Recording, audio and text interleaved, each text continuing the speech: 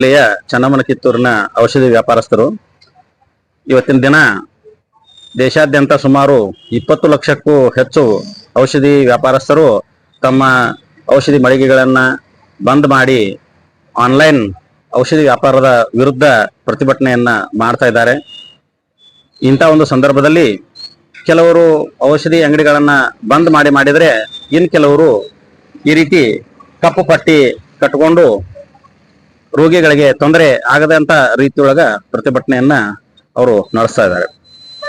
ಈ ಆನ್ಲೈನ್ ವಿರುದ್ಧ ಪ್ರತಿಭಟನೆ ಯಾಕಂತಂದ್ರ ಈಗ ನಾವು ಡ್ರಗ್ಸ್ ಅಂಡ್ ಕಾಸ್ಮೆಟಿಕ್ಸ್ ಆಕ್ಟ್ ಪ್ರಕಾರ ಎಲ್ಲಾ ಔಷಧಿ ವ್ಯಾಪಾರಸ್ಥರು ಅಂಗಡಿಗಳವರು ಏನ್ ಮಾಡ್ತೀವಿ ಅಂತಂದ್ರ ಈ ರೀತಿ ಇಲ್ಲೊಂದು ನೋಟಿಸ್ ಹಚ್ಚಿದೆ, ಅದನ್ನ ನಿಮ್ಗೆ ಕಾಣಿಸ್ತಿರ್ಬೋದು.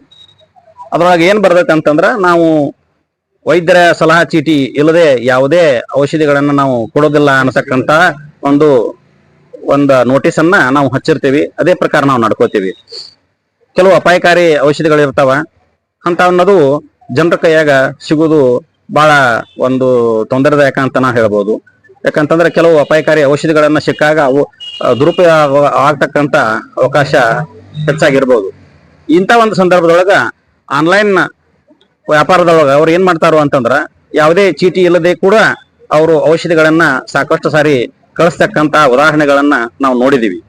ಅದಲ್ಲದೆ ಡೂಪ್ಲಿಕೇಟ್ ಚೀಟಿಗಳನ್ನ ಕೂಡ ಮಾಡಿ ಎಷ್ಟೋ ಜನ ಅವ್ರಿಗೆ ಕಳಿಸ್ತಾರ.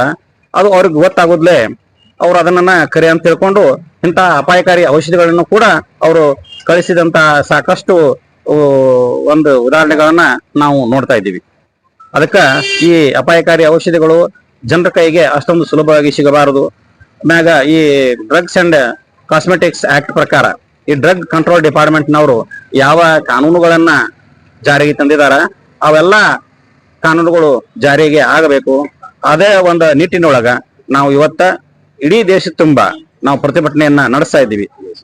ಈ ರೀತಿ ಒಂದು ಪ್ರತಿಭಟನೆ ಆಗಲಿ ಅಥವಾ ಮನವಿ ಆಗಲಿ ಸರ್ಕಾರಕ್ಕೆ ಸಾಕಷ್ಟು ಬಾರಿ ನಾವು ಸಲ್ಲಿಸಿದ್ದೀವಿ.